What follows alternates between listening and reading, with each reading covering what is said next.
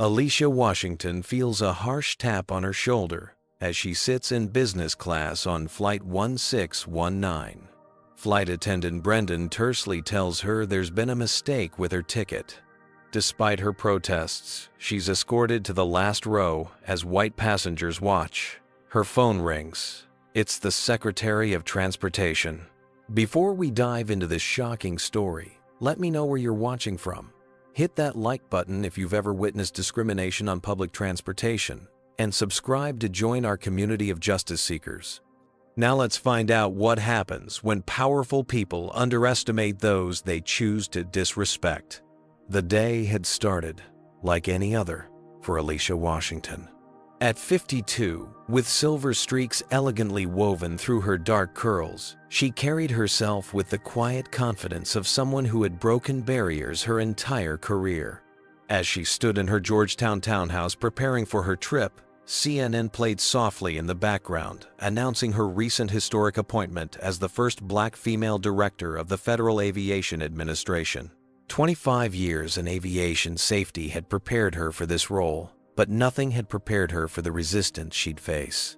Her suitcase lay open on her bed as she carefully placed her documentation for the critical meeting in Chicago about nationwide safety protocols.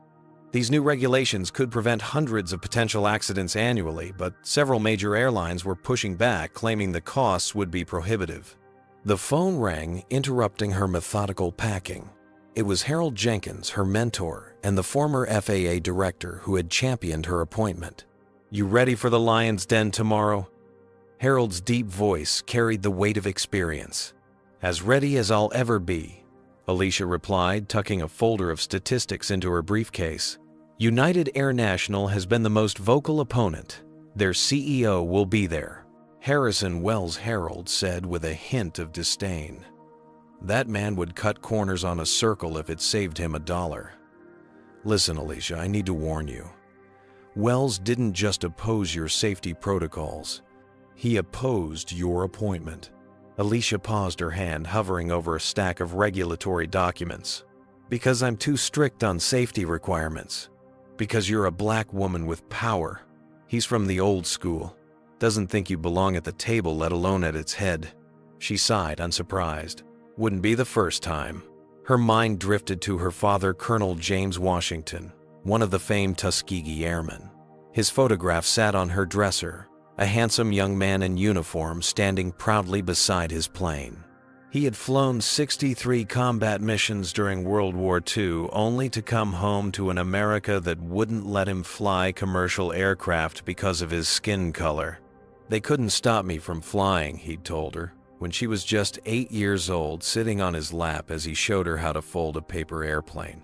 "So I built my own path. And someday, baby girl, you'll build yours." His words had sparked her lifelong passion for aviation, though she'd chosen the regulatory path rather than becoming a pilot herself. "I want to make sure everyone can fly safely," she told him when she graduated from Stanford with her aerospace engineering degree. He'd smiled, then pride shining in his eyes. Her phone rang again, pulling her from the memory. This time, it was her daughter Maya, a second-year law student at Howard University, focusing on civil rights. "Mom just wanted to wish you good luck with the meeting tomorrow. You're going to crush it." "Thanks, sweetheart," Alicia smiled. "How's the research going for your paper on transportation discrimination cases?" "Slow. There's so much history to wade through, and most of it makes me angry." Maya's voice carried the passionate intensity that reminded Alicia of herself at that age. "Channel that anger into change, just like we talked about." "I know, Mom. That's why I'm so proud of what you're doing. The first Black woman to run the FAA, creating safety regulations that will protect everyone equally. You're making history." After hanging up, Alicia returned to her packing, making a last-minute decision to travel in comfortable clothes rather than her usual formal attire. The navy pantsuit could wait in her garment bag until she reached the hotel. For the flight, she chose elegant but simple slacks and a cashmere sweater, professional enough for unexpected work encounters, but comfortable for the 3-hour flight. She also made another decision that morning, to book the flight herself. rather than having her assistant Jacob handle it. Since her appointment, everything about her life had changed. Security details staff managing her schedule, drivers waiting at airports.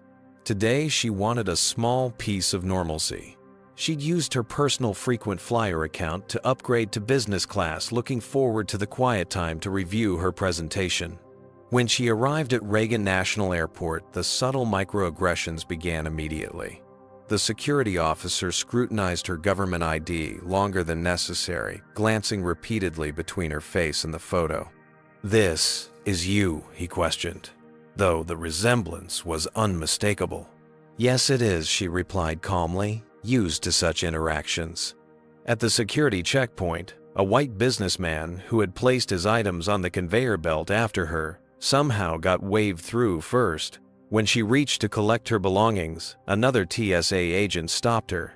"Is this your laptop, ma'am?" he questioned, despite having watched her place it in the bin. "Yes, it is," she repeated, maintaining her composure. By the time she reached the gate for United Air National Flight 1619 to Chicago, Alicia was already mentally exhausted from the series of small indignities. Still, she maintained her professional demeanor as she joined the business class line, boarding pass and ID in hand. She couldn't have known then that these minor incidents were just the prelude to what would unfold once she stepped onto the plane.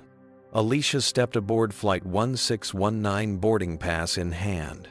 The entryway divided passengers, first and business class to the left, economy to the right. She turned left, where head flight attendant Diane Parker stood, greeting passengers with practiced smiles. "Good morning, Alicia," offered politely. Diane's smile remained fixed, but her eyes performed a quick assessment. "Seat?" she asked curtly, skipping the warm welcome she'd offered to the white businessman ahead of Alicia. "4C, Alicia replied, showing her boarding pass. Diane gave a stiff nod, already looking past her to the next passenger. Alicia navigated to her row where a middle-aged white man in an expensive suit occupied the window seat. Gregory Thompson, according to the monogram on his leather briefcase, was typing furiously on his laptop. When Alicia indicated she needed to access the aisle seat, his sigh was audible as he reluctantly shifted his legs slightly. "Excuse me," she said politely. Gregory's eyes flicked up, registering surprise, then immediate discomfort. He adjusted his position minimally, forcing Alicia to squeeze past. As she settled in, he subtly shifted toward the window, creating maximum distance between them. The business cabin filled quickly with predominantly white male executives. Alicia noticed several receiving warm, personalized greetings from the crew. "Mr. Peterson, lovely to have you aboard again." And "Mr. Adams, your usual scotch. Once we're airborne." Meanwhile, another flight attendant, Brendan, passed her twice without acknowledgement. From her seat, Alicia could hear whispered conversation between Diane and Brendan near the galley. "We're overbooked in business again," Diane muttered. "Wells is going to have our heads if we keep upgrading the wrong people." "I know," Brendan replied. "The computer's supposed to prioritize our frequent platinum members, not." His eyes darted briefly toward Alicia before he caught himself. Gregory's discomfort beside her grew more pronounced. He ostentatiously placed his expensive leather folio on the shared armrest, effectively claiming it. When Alicia removed her safety regulation documents from her bag, he glanced sideways, then shifted again, pulling his jacket tighter as if to avoid any accidental contact. 10 minutes later, Gregory pressed the call button. Brendan appeared instantly. "Yes, sir." "I'm feeling rather uncomfortable in this seat," Gregory said, his voice just loud enough for Alicia to hear clearly. "Are there any other options available?" Brendan glanced at Alicia, then back to Gregory.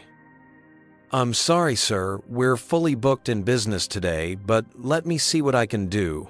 The intercom crackled as Captain Wade Mitchell began his announcement. "Good morning, ladies and gentlemen. Welcome aboard United Air National Flight 1619 to Chicago. We're expecting a smooth flight today with an on-time arrival. As the captain continued, Alicia noticed his presence in the cabin doorway, surveying the passengers. His gaze lingered on her, momentarily eyes narrowing slightly before moving on.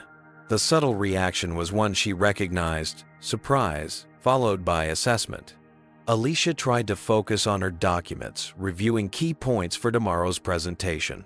The new safety regulations addressed critical issues, reducing pilot fatigue through stricter scheduling requirements, enhancing maintenance inspection protocols, and implementing more rigorous training for emergency scenarios.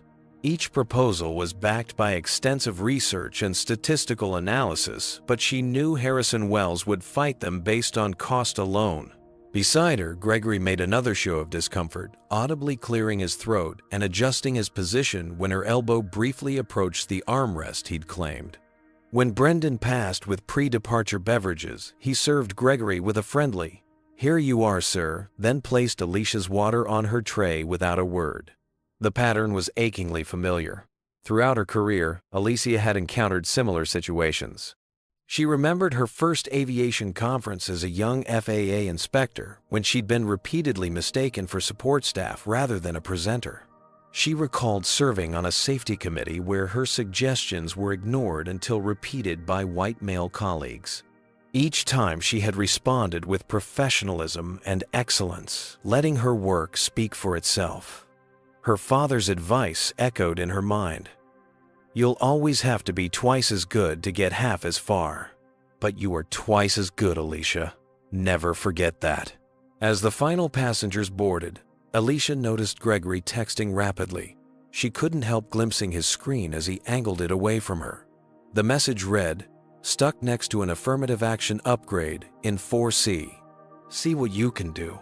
Alicia straightened her spine, focusing on the regulatory documents in her hands. Tomorrow's meeting was too important to let these familiar indignities affect her preparation.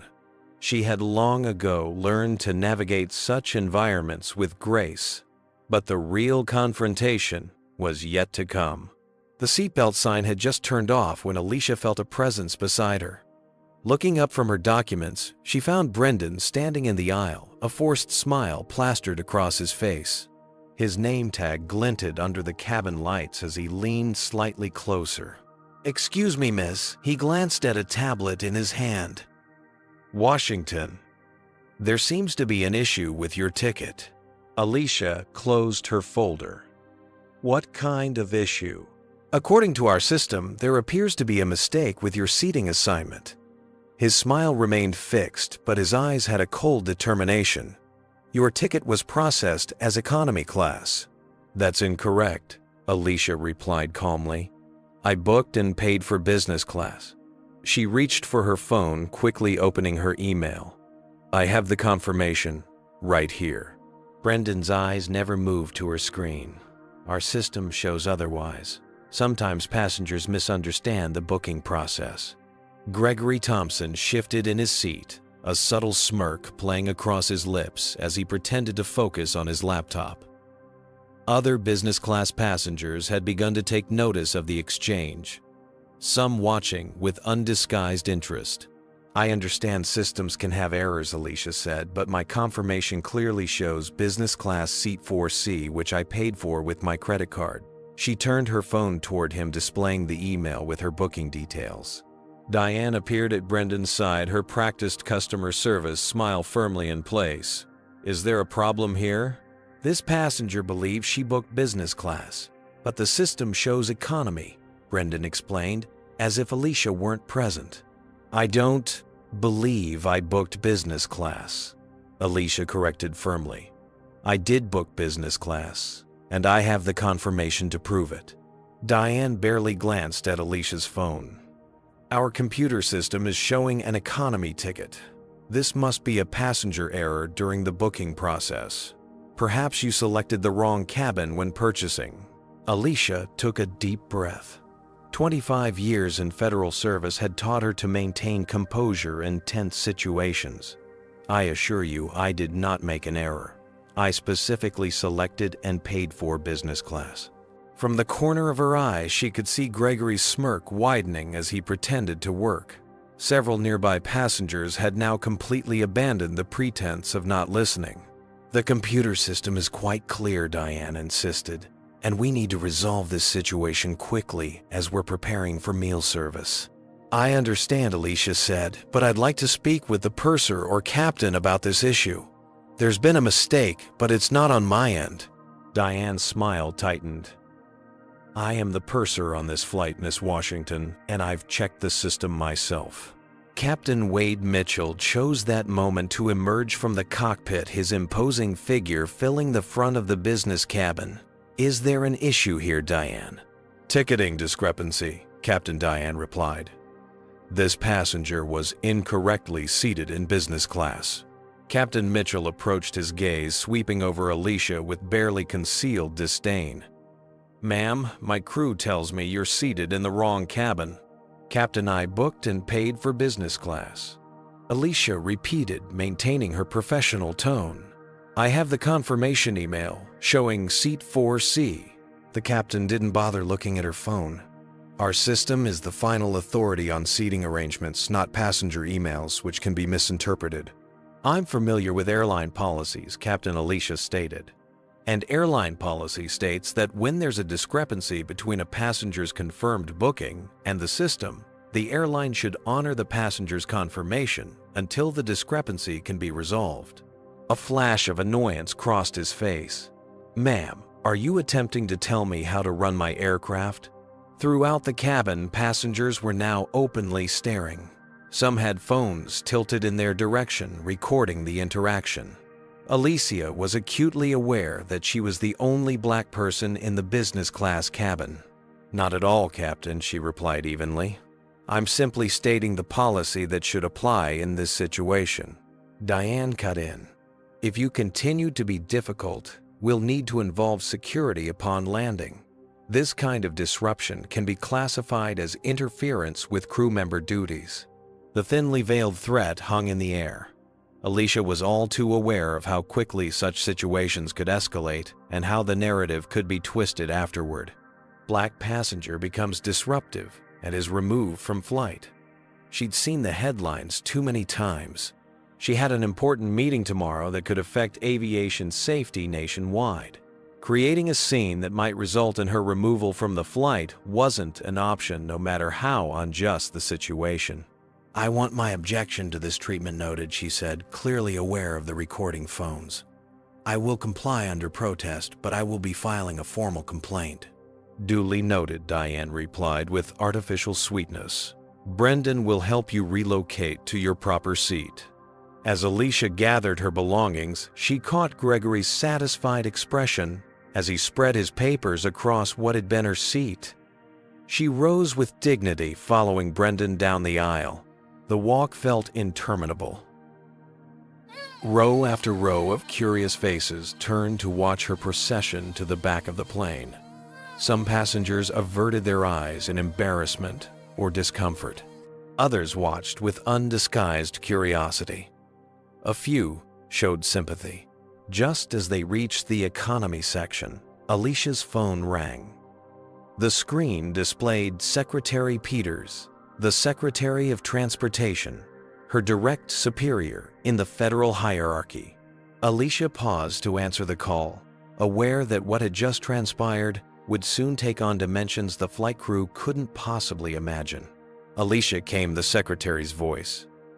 "I need you to address a critical situation with the new regulations. Harrison Wells is mobilizing significant opposition before tomorrow's meeting."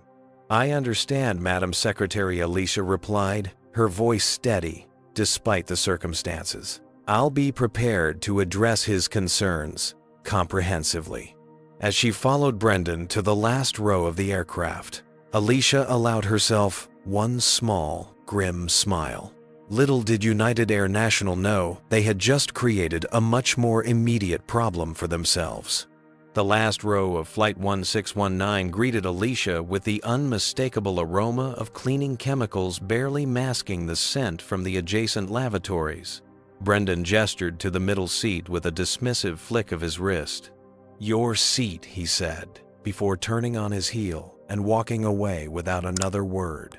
Alicia surveyed her new accommodations. The seat was noticeably narrower than those in business class, with a fraction of the legroom. The tray table was chipped at one corner, and the seat cushion had a suspicious stain. On her left sat an elderly black woman with silver hair neatly pinned back, her dignified bearing at odds with the cramped surroundings. On her right was a young man in his early 20s, with close-cropped hair deeply absorbed in something on his tablet. "Excuse me," Alicia said as she slid past the young man to reach her middle seat. The elderly woman watched Alicia settle in keen eyes, missing nothing.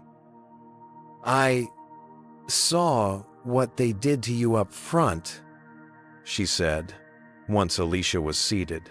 "Some things never change, do they? I'm Pearlie Mae Jones, honey, and that's my grandson, Devin." Devin looked up at the mention of his name, removing his earbuds. He nodded politely to Alicia, then did a double take, his eyes widening in recognition. "Wait, aren't you Alicia Washington, the new FAA director?" Pearlie Mae adjusted her glasses, peering more closely at Alicia. "FAA, Federal Aviation something." "Federal Aviation Administration," Alicia confirmed with a small smile. "Yes, that's me." "Grandma, she's the boss of all this," Devin explained excitedly, gesturing around the aircraft. "She's like the top person who makes sure planes are safe. She was just appointed by the president. I saw her on the news last week." Pearlie Mae's eyes lit up with understanding and indignation. "And they put you back here. Lord have mercy." Alicia tried to arrange her documents on the tiny tray table, but it was nearly impossible in the confined space. The seat in front of her reclined, suddenly reducing her space even further.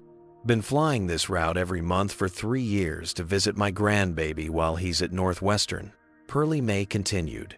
3 years of watching how they treat folks who look like us. Some flights better than others, but never good enough to make me forget I'm black in America." Devin leaned in. "My grandmother was part of the Montgomery bus boycott in the 1,950 seconds. Walked miles to work rather than ride in the back of the bus." "Is that right?" Alicia looked at Pearlie Mae with new respect. "I was just a girl then," Pearlie Mae said, "but yes, indeed. Walked 7 miles each way to the white family's house where my mama worked. My feet hurt something fierce, but my pride stayed intact." She patted Alicia's hand. "Now they've moved us from the back of the bus to the back of the plane, thinking we should be grateful for the upgrade." Alicia nodded, the parallel striking her forcefully. Her father had often spoken of similar experiences during the civil rights era. "I need to review these documents before landing," Alicia explained, attempting again to work in the cramped space. "I have an important meeting tomorrow." "About airline safety?" Devin asked. "Yes. New regulations that would significantly improve passenger safety across all airlines." Devin's expression grew serious. "You know this airline's had issues. I've been tracking discrimination complaints for my social justice seminar. United Air National has the highest number of civil rights complaints filed in the industry over the past 2 years. Alicia raised an eyebrow. "Is that so?" "Yes, ma'am. I've been documenting it.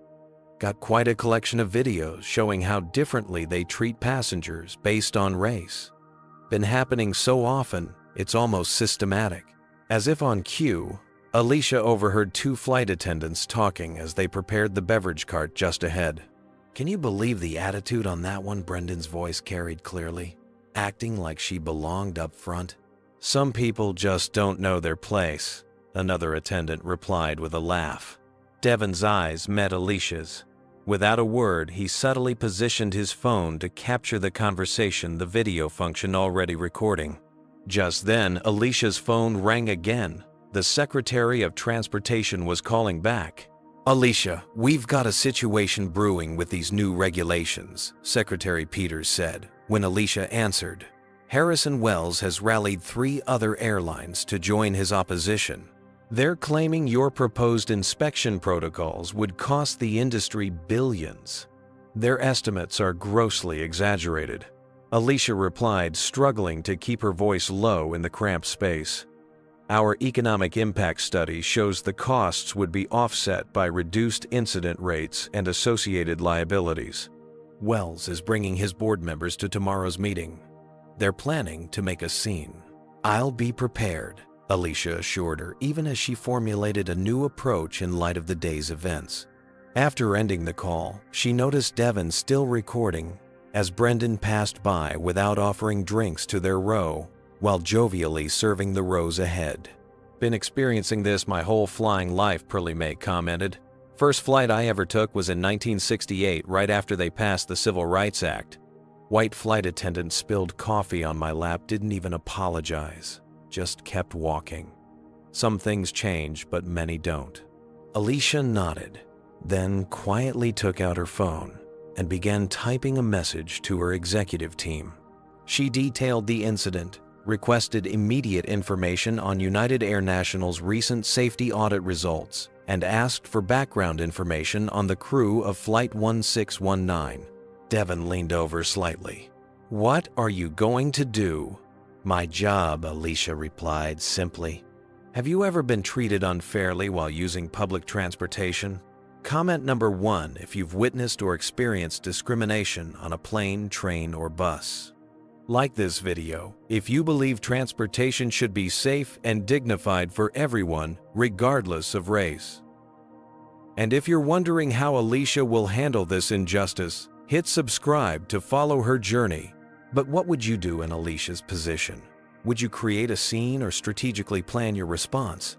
And what do you think is really behind the airline crew's behavior? Let's continue and find out how Alicia begins to turn the tables. 30,000 feet above the American Midwest, Alicia Washington initiated what would later be described in aviation circles as the last row reckoning. With the same methodical precision that had elevated her to the highest position in American aviation safety, she began documenting every detail of the incident. First, she opened her notes app and recorded the exact sequence of events, including verbatim quotes from Diane, Brendan, and Captain Mitchell. Next, she photographed her original booking confirmation seat assignment and receipt. She then reviewed the passenger rights regulations she herself had helped create during her years at the FAA. Section 14 subsection B clearly prohibits discriminatory treatment in seating assignments, she murmured, scrolling through the document on her phone. Devon leaned over slightly. "Are you building a case?" "I'm establishing facts," Alicia replied. "In situations like this, documentation is essential."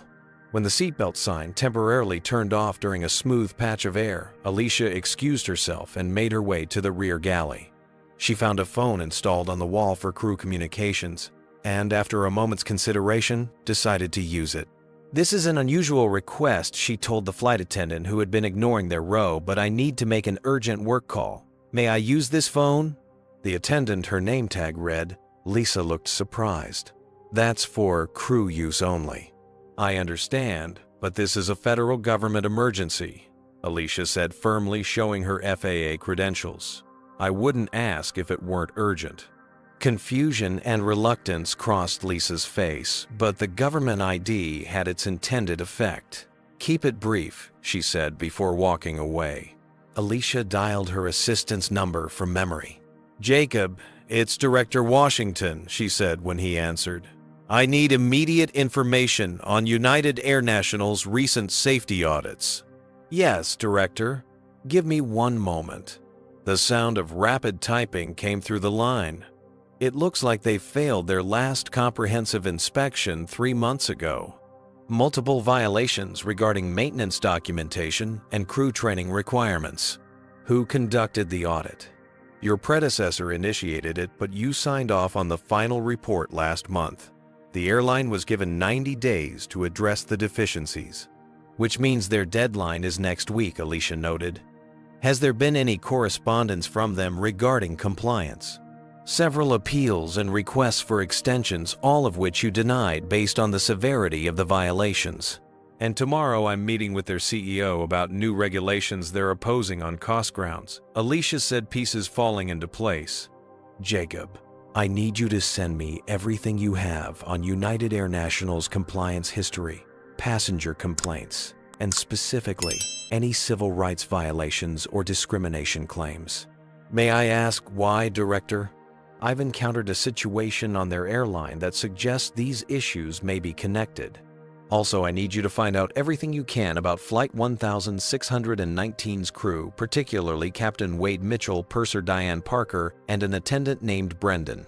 As she hung up, Alicia turned to find Brendan standing behind her, his expression sour. "Crew phones are not for passenger use," he stated coldly. "I appreciate the accommodation during this federal aviation emergency," Alicia replied, deliberately vague, yet implying authority. "What department did you say you were with?" he asked, suspicion creeping into his voice. "I didn't." Alicia smiled pleasantly and returned to her seat. When she sat down, Devon discreetly showed her his tablet. "While you were gone, I looked up some things you might find interesting." On the screen was a social media group dedicated to documenting discriminatory treatment on United Air National flights.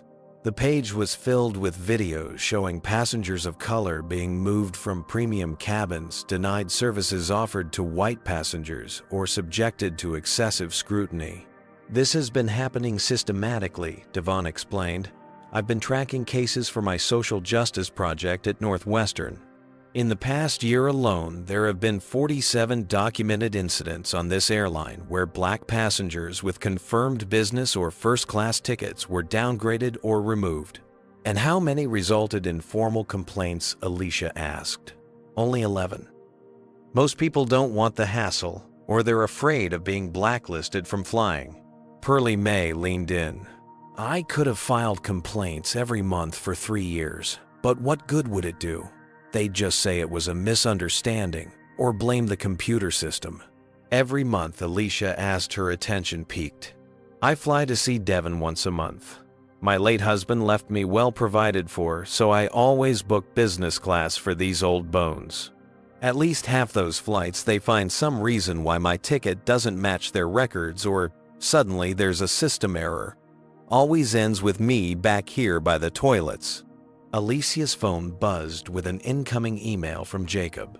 She opened it to find a comprehensive dossier on United Air National's compliance history, revealing a pattern of cutting corners on safety to reduce costs.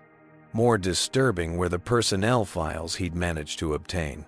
Gregory Thompson, the man who had complained about sitting next to her, wasn't just a passenger. He was United Air National's Vice President of Customer Experience. Captain Wade Mitchell had multiple passenger complaints in his file for differential treatment, all dismissed after cursory investigations. Diane Parker had previously worked at another airline where she'd been reprimanded for discriminatory behavior, but had been hired by United Air National shortly afterward. As Alicia processed this information, another email arrived from Jacob. Director Washington, the CEO of United Air National, Harrison Wells, will be attending tomorrow's Chicago meeting in person. He's bringing their entire executive team, including VP of Customer Experience Gregory Thompson and Chief of Operations Samuel Patterson. Should I alert Secretary Peters about your situation? Alicia thought carefully before responding. No need to involve the secretary yet. However, please contact Travis Reed, the FAA Regional Manager at O'Hare. Tell him I need a discreet meeting immediately upon landing. And Jacob, have my driver meet me at the gate, rather than baggage claim." She put her phone away and turned to Devon. "Would you be willing to share your research for official purposes?" Devon's eyes widened. "You mean like for a federal investigation?" "Potentially."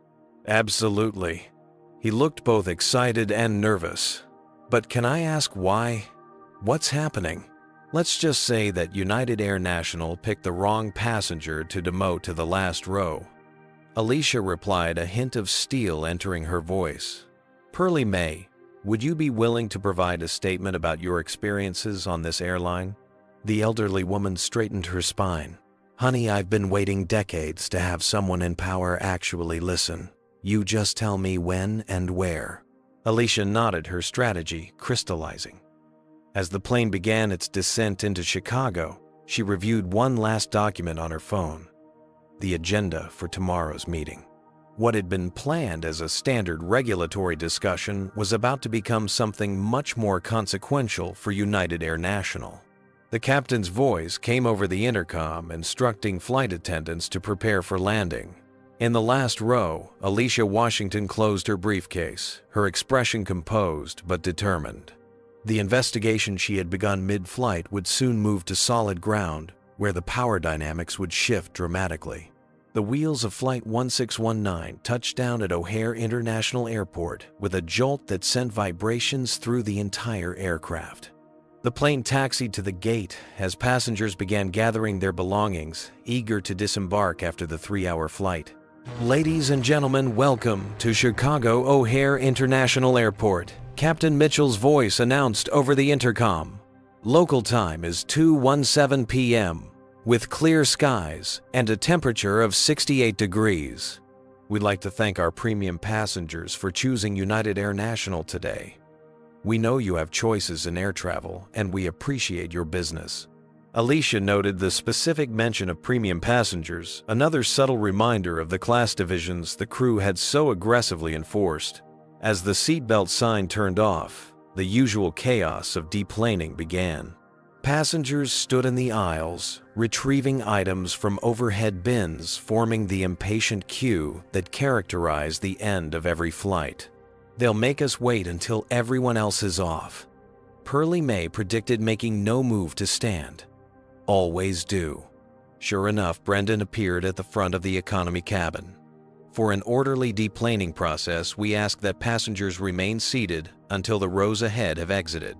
Devin exchanged a knowing look with his grandmother. "Every single time." Alicia made a strategic decision. "I'm going to wait until everyone else has departed." "To avoid the crowd?" Devin asked. "Something like that," Alicia replied with a slight smile. As the cabin gradually emptied, Alicia observed the crew's behavior. Diane and Brendan stood near the exit, offering warm farewells to business class passengers while barely acknowledging those from economy. Captain Mitchell had emerged from the cockpit to shake hands with several men in suits, clearly frequent flyers he recognized. When only a handful of passengers remained, Alicia finally stood. "Ready, Devin?" asked, helping his grandmother to her feet. "More than ready," Alicia confirmed. They made their way slowly up the aisle. When they reached the front of the cabin, Diane moved subtly to position herself between Alicia and the cockpit, where Captain Mitchell was still chatting with Gregory Thompson. "Thank you for flying with us," Diane said mechanically, her eyes already looking past Alicia to the next passenger. "I'd like a word with the captain," Alicia stated. Diane's smile remained fixed. "I'm afraid Captain Mitchell is preparing for his next flight. If you have concerns about your travel experience, you can submit them through our customer service portal." "This isn't a customer service issue," Alicia replied. "It's a regulatory one." Before Diane could respond, a man in a crisp FAA uniform appeared in the jet bridge doorway. "Director Washington," he called. Gregory Thompson's head snapped up at the title. His eyes widened in shock as he recognized Alicia from seat 4C, the passenger he'd had removed from business class. Travis Alicia acknowledged the FAA regional manager. "Thank you for meeting me." Captain Mitchell turned slowly, the color draining from his face as recognition and understanding dawned. Director Washington Travis Reed continued, "Your team briefed me on the situation. We've arranged a meeting room, and the airport manager is waiting. Also, there's a Mr. Patterson here insisting on speaking with you." As if on cue, a harried-looking executive in an expensive suit appeared behind Travis. Samuel Patterson, United Air National's regional director, had clearly been summoned urgently, his expression oscillating between confusion and concern. Director Washington Patterson began, his voice overly solicitous. "I've just been informed about a potential misunderstanding on your flight today. I want to assure you that United Air National takes such matters extremely seriously." "A misunderstanding," Alicia repeated her tone. making it clear she found the characterization inadequate. Gregory Thompson had finally regained his composure enough to approach. Director Washington I had no idea that I was the FAA director, or that deliberately downgrading passengers based on race violates federal law. Mr. Thompson, Alicia, cut him off. Because one of those is an understandable oversight, while the other is a pattern of illegal behavior that your airline has apparently institutionalized. The remaining passengers had stopped to watch the unfolding scene, several discreetly recording with their phones. Devon stood beside his grandmother, his own phone capturing everything. Diane attempted to intervene. Perhaps we could discuss this somewhere more private. Privacy would have been appropriate before I was publicly humiliated, Alicia replied. But I agree, this isn't the place for a full discussion. She turned to Travis. I'd like to proceed to the meeting room. Mr. Patterson, Captain Mitchell, Miss Parker, I expect all of you to join us. Director, I have another flight, Captain Mitchell began. Your flight will need to be reassigned. Travis Reed interrupted. This takes priority. As the group moved toward the jet bridge, Alicia turned to Devon and Pearlie Mae. Would you be willing to join us? Your experiences are relevant to this discussion. Absolutely, Devon replied immediately. Wouldn't miss it for the world, Pearlie Mae added with a determined nod. They exited into the terminal to find a small crowd gathered. Word had apparently spread through the airport staff that something significant was happening. Among the onlookers were several journalists alerted by an anonymous tip about a high-ranking federal official involved in an incident on United Air National. Alicia spotted her driver Marcus waiting as requested. He stepped forward, professional as always, despite the unusual circumstances. Director Washington, your car is ready whenever you need it, he said, then added in a lower voice. I should mention that this isn't the first complaint against this flight crew. My brother experienced almost identical treatment last month on the same route. Is that so? Alicia replied. Would your brother be willing to provide a statement? He already has. It's in the file of complaints that never received responses. Alicia nodded, another piece of the puzzle falling into place. She turned to the assembled group, the flight crew looking increasingly uncomfortable, Patterson attempting damage control with nervous smiles, and Devon and Pearlie Mae standing tall despite their fatigue. Shall we? She gestured toward the airport offices. As they walked, Samuel Patterson made another attempt at appeasement. Director Washington, I want to assure you that whatever occurred today does not reflect United Air National's values or policies. That's precisely what we need to determine, Mr. Patterson, Alicia replied. Because from the evidence I've gathered just during this flight, along with the testimonies of Miss Jones, Mr. Jones, my driver, and dozens of others documented on social media, it appears that what happened today wasn't an isolated incident, but rather the consistent application of unstated but very real company practices. Patterson blanched. I'm sure that's not. Furthermore, Alicia continued, I find it interesting that these discriminatory practices have escalated precisely during the period when your airline has been fighting enhanced safety regulations and failing safety audits. One might almost suspect an attempt to distract from or pressure federal officials responsible for those regulations. The implications of her statement hung in the air as they reached the meeting room door. Inside waited representatives from the FAA, the Department of Transportation Civil Rights Division, and the Chicago Department of Aviation, all summoned by Travis Reed at the urgent request of Alicia's executive team. As Captain Mitchell and his crew filed into the room, the gravity of their situation finally seemed to register on their faces. What they had thought was a routine exercise of power over an ordinary passenger had transformed into something that could affect their entire airline and their personal careers. Alicia Washington entered last, her dignity intact, despite the day's humiliations. The investigation was now officially underway, and United Air National was about to learn exactly who they had demoted to the last row. The William P. Hobby Conference Room at the FAA's Chicago Regional Headquarters buzzed with tense energy. It was 9:00 a.m. sharp, and the executive team from United Air National had arrived 15 minutes early, an unusual occurrence that spoke volumes about their anxiety level. CEO Harrison Wells sat at the center of their side of the table, flanked by his general counsel and chief financial officer. Gregory Thompson, now visibly uncomfortable in his expensive suit, had taken a seat at the far end as if physical distance might somehow separate him from yesterday's incident. Across the table, 7 empty chairs awaited the FAA team. Placards identified each position with Alicia Washington, director, prominently placed at the center. "She's making us wait deliberately," Harrison Wells muttered to his CFO, checking his Rolex for the 3rd time in as many minutes. The door opened, but instead of the FAA officials, a catering attendant entered with coffee and pastries. Wells drummed his fingers impatiently on the polished table surface, his legendary composure beginning to crack. At precisely 9:15 a.m., the door opened again. This time, Alicia Washington entered her bearing regal in a crisp navy suit. Behind her came her team of safety specialists, legal advisors, and economic analysts. The power dynamic in the room shifted immediately. "Gentlemen, thank you for your patience." Alicia began, taking her seat without rushing. "I apologize for the delay. I was on a call with the Secretary of Transportation discussing yesterday's incident on Flight 1619. Harrison Wells attempted to seize control of the narrative.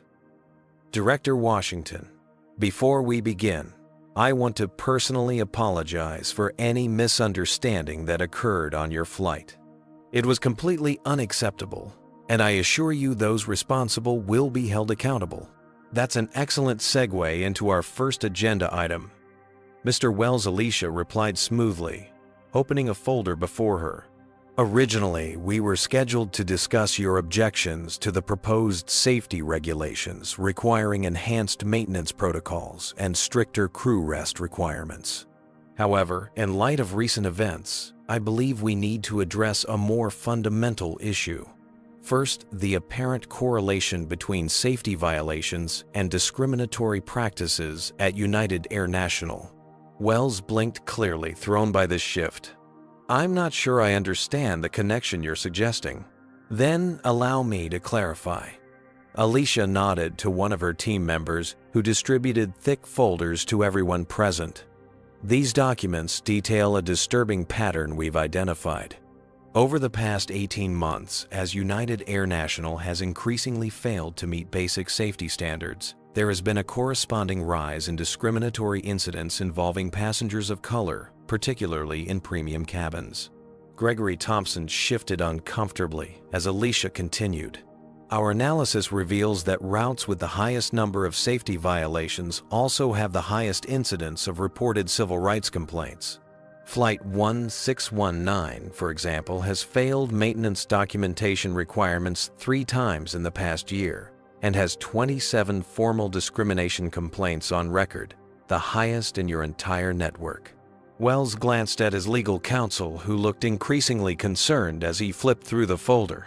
"Furthermore," Alicia continued, "we've identified that crews with multiple safety violations, like Captain Mitchell's, are statistically more likely to engage in discriminatory behavior toward passengers. This suggests a troubling culture where disregard for safety protocols and disregard for civil rights go hand in hand." Director Washington. Wells interrupted, attempting to regain control. "While I take these allegations very seriously, I must question the timing. It seems convenient that this analysis emerges immediately after you personally experienced an unfortunate incident." "The timing is indeed relevant, Mr. Wells," Alicia acknowledged, "but not in the way you suggest. Your airline has been under enhanced scrutiny since failing its comprehensive safety audit 3 months ago. The incident yesterday simply provided first-hand confirmation of what our data already suggested." She turned a page in her document. "Now, regarding the proposed safety regulations you're here to discuss." Wells interrupted again. "Before we move on, I think it's important to address the specific incident from yesterday. which I believe was an isolated case of poor judgment by individual employees, not reflective of our company policies. I appreciate your perspective, Alicia replied. However, we have evidence suggesting otherwise. She glanced toward the door. In fact, I've invited some guests who can speak to this issue more directly. The door opened once more, and Travis Reed escorted Pearlie May and Devin Jones into the room. Behind them came 3 other individuals, 2 women and 1 man, all black, all well-dressed professionals. These 5 individuals have all experienced nearly identical treatment on your airline within the past 3 months, Alicia explained. All had confirmed business or first-class tickets. All were removed from those seats using the exact same language about system errors or booking mistakes. All were relocated to the rear of the aircraft. Devin stepped forward, tablet in hand. With your permission, Director Washington. Alicia nodded, and Devin connected his tablet to the room's projection system. On the screen appeared a carefully organized database of videos, social media posts, and formal complaints, all documenting similar incidents across United Air National's network. This is a small sample of what I've collected for my research project on transportation discrimination, Devin explained. United Air National appears approximately 3 times more frequently in these incidents than any other major carrier. Harrison Wells' face had grown increasingly flushed. This is absurd. We transport millions of passengers annually. A few isolated incidents, 143 documented incidents in the past year, is hardly a few, Mr. Wells, Alicia interjected. Particularly when our analysis shows they cluster around specific routes, crews, and regional managers. She nodded to Devin, who played a compilation video showing strikingly similar interactions across multiple flights, the same phrases, the same procedures, all resulting in passengers of color being moved from premium cabins. The statistical probability of this pattern occurring randomly is approximately 1 in 53 million, added Dr. Elaine Chen, the FAA's lead data analyst. These are clearly not isolated incidents, but evidence of systematic behavior. Pearlie May Jones stepped forward, next, her dignity unmistakable despite her age. I've been flying your airline monthly for 3 years to visit my grandson at Northwestern. In that time, I've been removed from my paid business class seat 14 times. Each time, the explanation was different, but the result was the same. An elderly black woman sent to the back of the plane. Miss Jones has graciously provided her booking records for all 36 flights, Alicia added. Her payment receipts consistently show business class purchases, yet your system mysteriously corrected her seat assignment nearly 40% of the time. The United Air National executives exchanged troubled glances. Their legal counsel whispered urgently to Wells, who was now visibly sweating. Director Washington, he finally said, I want to be absolutely clear that if these practices exist, they do so without executive approval or knowledge. United Air National does not condone discrimination in any form. And yet your Vice President of Customer Experience, Mr. Thompson here, personally texted a crew member requesting a passenger be removed from business class just yesterday.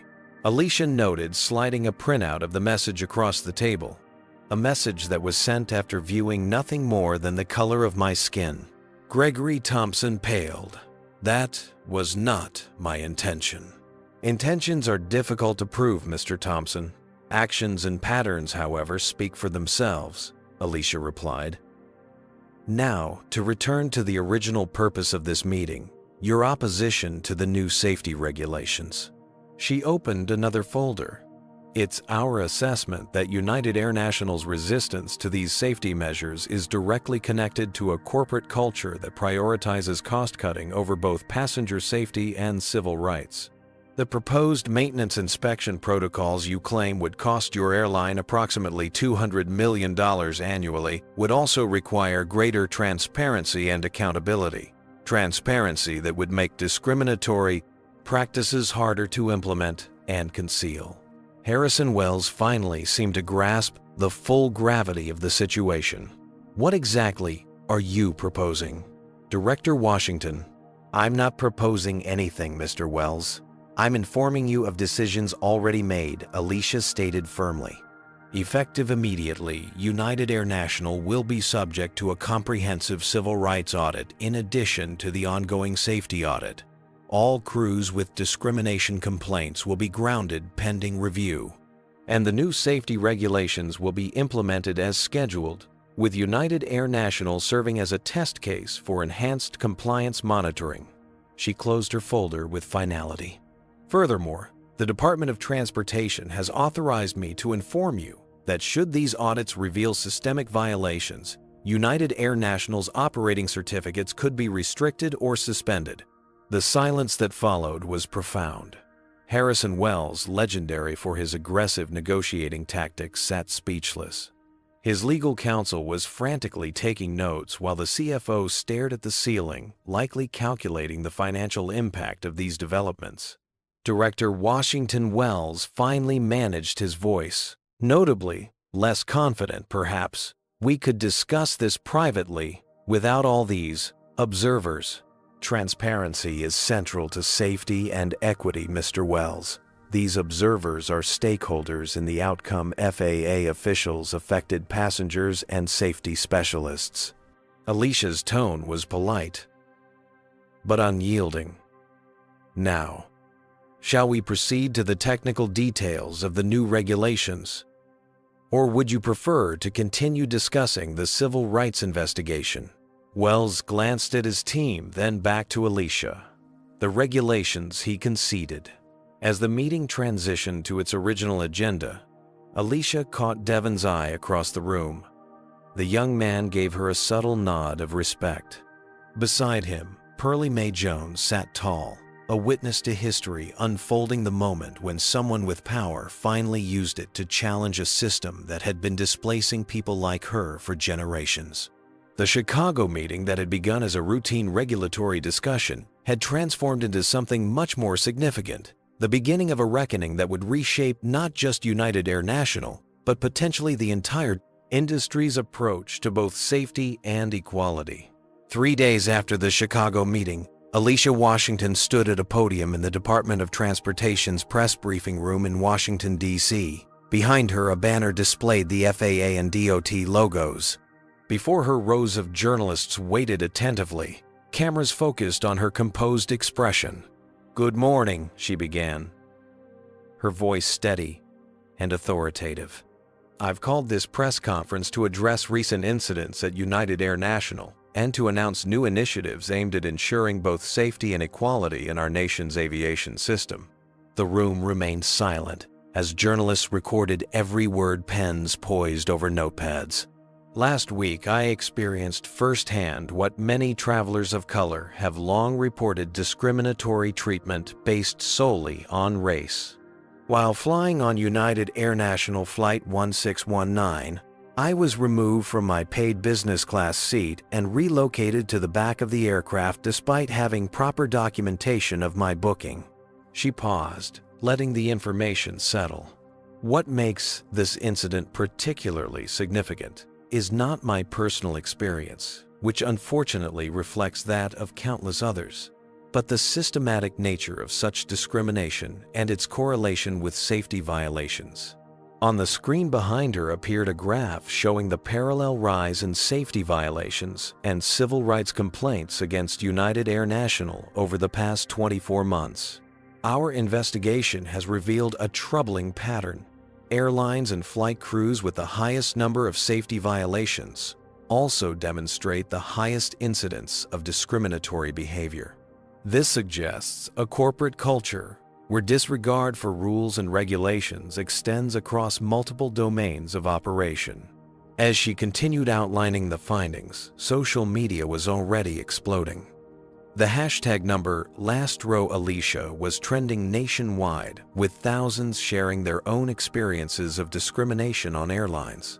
Devon's video, which he had posted with Alicia's permission after the Chicago meeting, had gone viral overnight, accumulating over 7 million views in less than 48 hours. Meanwhile, United Air National's stock was in freefall. Trading had been temporarily halted after a 20% drop in the morning session.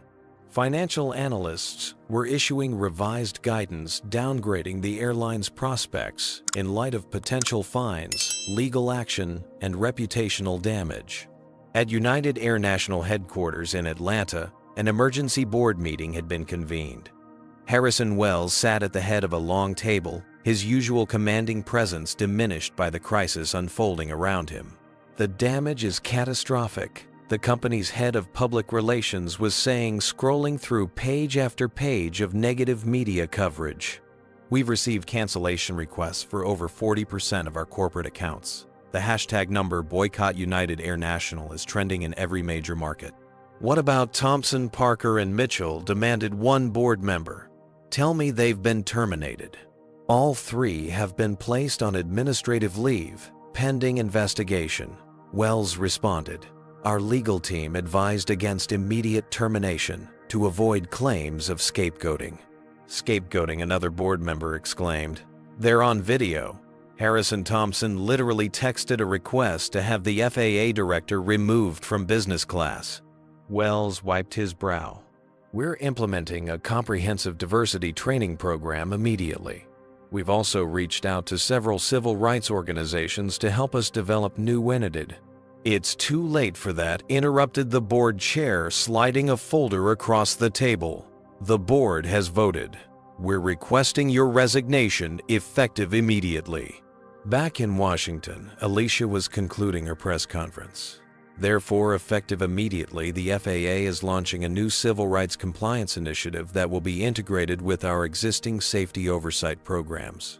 Airlines will be evaluated not only on their technical compliance with safety regulations, but also on their adherence to civil rights laws and equitable treatment of all passengers. As questions erupted from the press corps, Alicia's phone buzzed with an incoming call. The screen showed Harrison Wells's name. She discreetly silenced it, continuing to address the journalist's questions with measured responses. After the press conference, Alicia returned to her office to find Jacob waiting with updates. "Director, you might want to sit down for this," he said, handing her a tablet with multiple news tabs open. The headlines told the story. United Air National CEO resigns amid discrimination scandal.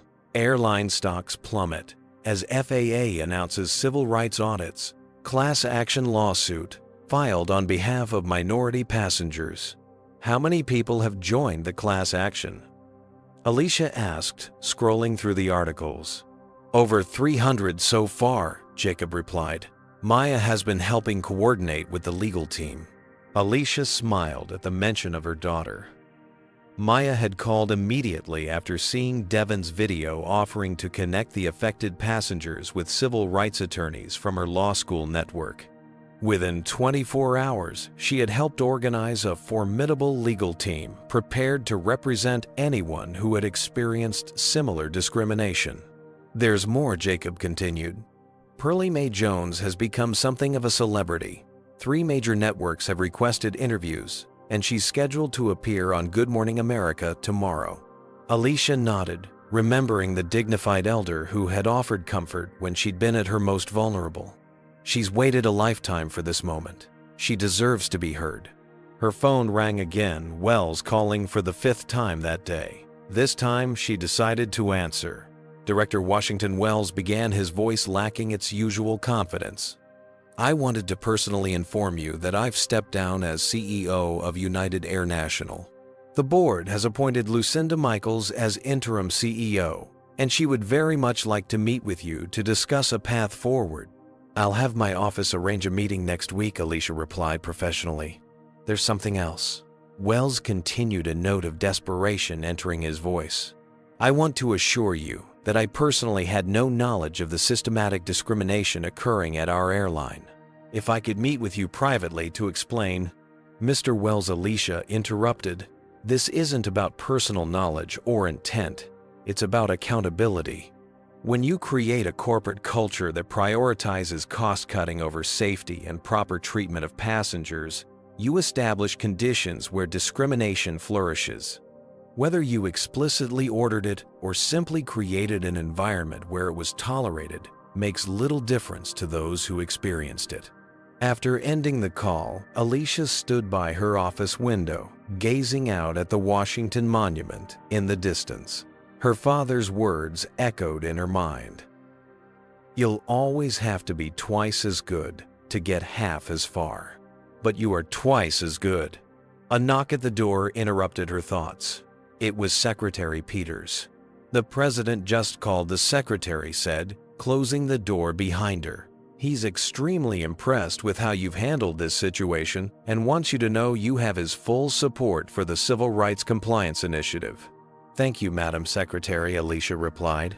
"There's something else," Peters added with a slight smile. "The Congressional Transportation Committee has requested your testimony next month on discrimination in commercial aviation. I think you've started something much bigger than United Air National, Alicia." Later that evening, Alicia finally had a moment to call her father, now 89 years old, but still sharp and engaged with the world. "I saw you on the news, baby girl," he said, his voice filled with pride. "Taking on the whole industry, just like you always said you would." "I learned from the best, Dad," she replied softly. "I was thinking about your Tuskegee days when all this happened. History doesn't repeat, but it sure does rhyme," he chuckled. "You know, when we came back from the war, they wouldn't let us fly commercial planes because of our skin color? Now, my daughter runs the whole damn aviation system. That's something." "It is," Alicia agreed, feeling the weight of the moment. "It really is." As she ended the call, Alicia reflected on the journey that had brought her here, from the little girl folding paper airplanes on her father's knee to the FAA director implementing systemic change across an entire industry. A journey marked by countless moments of having to be twice as good just to be allowed at the table. The reckoning that had begun on Flight 1619 was expanding outward, challenging decades of entrenched discrimination, not just at United Air National, but throughout commercial aviation. What had started with one passenger being moved to the last row was now moving mountains, shifting power structures, creating new accountability mechanisms, and giving voice to thousands who had previously suffered in silence. For Alicia Washington, it was both a professional triumph and a deeply personal vindication. The last row had become the seat of power, and from it, she was changing the world. 6 months later, Alicia Washington stood in the jetway at Reagan National Airport, boarding pass in hand for United Air National Flight 1619 to Chicago. The same flight number, the same airline, but almost nothing else remained the same. As she approached the aircraft door, she was greeted by a flight attendant, whose face she recognized immediately. "Good morning, Director," Washington Devon Jones said with a professional smile, now wearing the Navy uniform of a United Air National crew member. "Welcome aboard. Business class is through the forward cabin door." Alicia returned his smile. "Thank you, Mr. Jones. I see you've made some career changes. Graduated early and decided to see the airline industry from the inside," he explained. United Air National's new management team created a diversity recruitment program. They asked me to help implement the Pearlie Mae Jones protocols from the ground up. The Pearlie Mae Jones protocols, named in honor of Devon's grandmother, had become the industry standard for preventing discrimination in customer service. Developed collaboratively by civil rights experts, aviation professionals, and affected passengers, the protocols established clear guidelines, reporting mechanisms, and accountability measures to ensure equitable treatment regardless of race, gender, or other protected characteristics. Alicia made her way to seat 4C, the same business class seat she had been removed from 6 months earlier. As she settled in, she noted the changes throughout the cabin. The crew was notably diverse, with multiple races and ethnicities represented. A placard near the galley displayed QR codes for passengers to report any concerns directly to both the airline's new Passenger Advocacy Office and the FAA's Civil Rights Division. "Director Washington," a voice said from beside her. "I'm Captain Rivera, commanding this flight today. It's an honor to have you aboard." Alicia stood to shake her hand. "Thank you, Captain. I understand this is one of the first flights under the new crew composition guidelines." "Yes, ma'am. We've implemented all Phase 1 requirements of the Pearlie Mae Jones protocols, including diversification of crew assignments across all routes. The difference in workplace culture has been remarkable." As they spoke, Alicia noticed a familiar figure loading baggage on the tarmac below her window. Wade Mitchell, the former captain who had upheld her removal from business class, now wore the high-visibility vest of a ramp agent. After the investigation revealed his long history of discriminatory behavior, his pilot's license had been suspended, pending completion of extensive retraining and community service hours. The aircraft door closed and the new head flight attendant began the safety briefing. Through the window, Alicia could see Mitchell looking up at the plane recognition dawning on his face as he spotted her in the business class seat he had once denied her. Their eyes met briefly across the distance before he turned away, continuing his work loading luggage onto the conveyor belt. The symbolism wasn't lost. On Alicia, the power dynamics had shifted, but the system hadn't discarded him. Instead, it had created a path for accountability and redemption. As the plane pushed back from the gate, Alicia's phone buzzed with a message. It was from Harrison Wells, the former CEO. "Director Washington, I'm scheduled to speak at tomorrow's industry conference on the topic of learning from failure. I hope you'll attend. The lessons I've learned from this experience have been profound and humbling." Wells had spent the past 6 months consulting with civil rights organizations, speaking candidly about the corporate culture he had fostered and how it had enabled discrimination to flourish. His journey from defensive denial to active accountability had become a case study in corporate ethics courses nationwide. The flight itself proved remarkably different from her previous experience. The service was impeccable and equal for all passengers.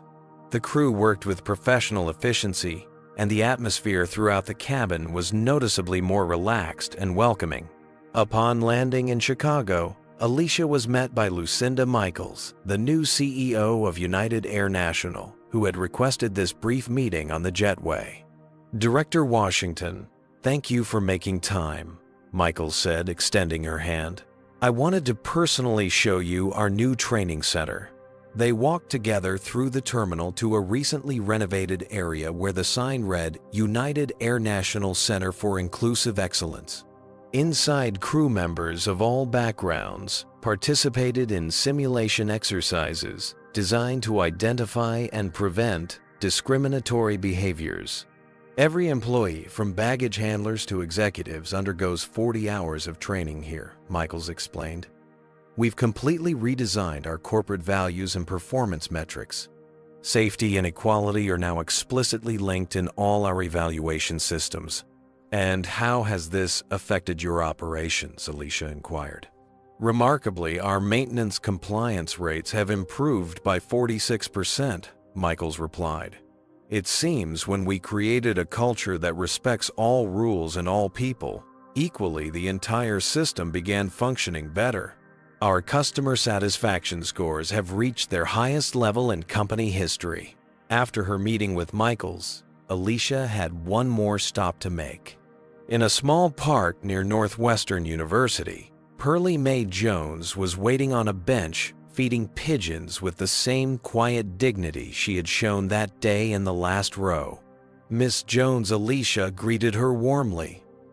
"How are you finding your newfound fame?" Pearlie Mae chuckled. "Fame at my age is exhausting but necessary." She had become the face of the movement against transportation discrimination, testifying before Congress and appearing on national television to share her decades of experiences. "The young ones need to know our history so they can protect their future." They sat together, two women separated by a generation but united by a common struggle and purpose. "I spoke with my father this morning," Alicia said.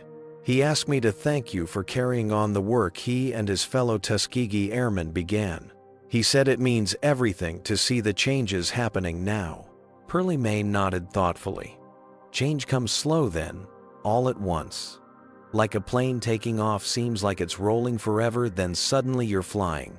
As they talked, a young black girl approached them tentatively, clutching a model airplane.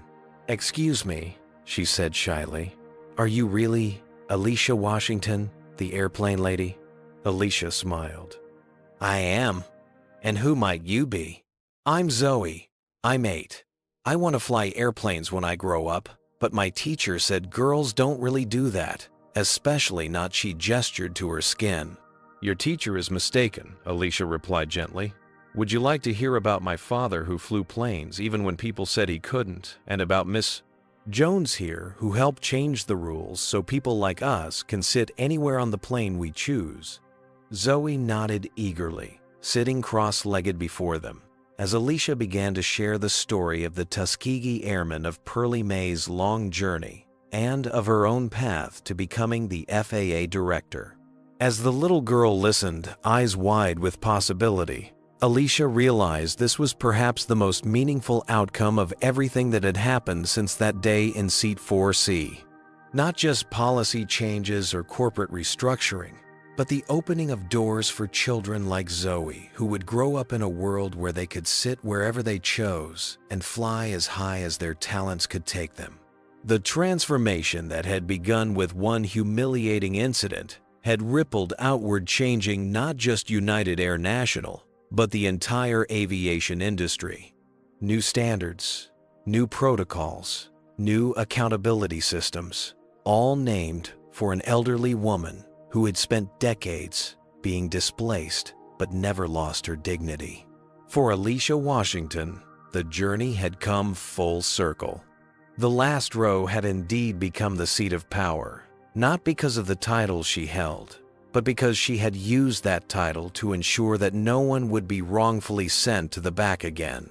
The true power wasn't in where you sat, but in who you were and what you stood for. And in that knowledge, she found both peace and purpose. This story illustrates several powerful truths about fighting discrimination in today's world. First, true change requires people in positions of power to use that power for good. Alicia Washington could have filed a complaint and moved on, but she recognized her unique position to create systemic change. Second, documentation is crucial. Devon's videos, Pearlie May's ticket records, and Alicia's meticulous evidence gathering created an undeniable case. Third, connecting individual incidents to reveal patterns exposes systemic problems that can't be dismissed as isolated incidents. Fourth, accountability must extend beyond scapegoating individuals to addressing organizational culture. Finally, sustainable transformation requires structural change, MMA, new protocols, training programs, and evaluation metrics that link safety with equality. The most important lesson: never underestimate someone based on appearance. The person you discriminate against today might be the very person with the power and determination to transform your entire industry tomorrow.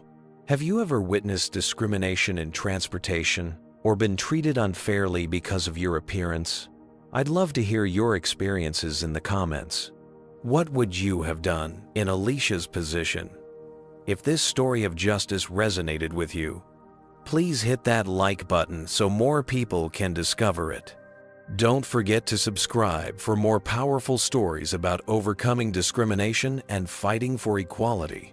Share this video with someone who needs to be reminded that speaking truth to power can change systems. Thank you for joining this important conversation. Together, we can create a world where everyone is treated with dignity regardless of who they are.